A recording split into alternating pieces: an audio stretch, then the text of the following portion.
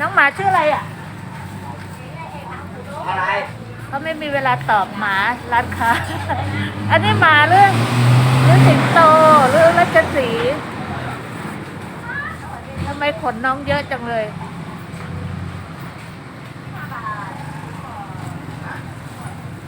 ไหน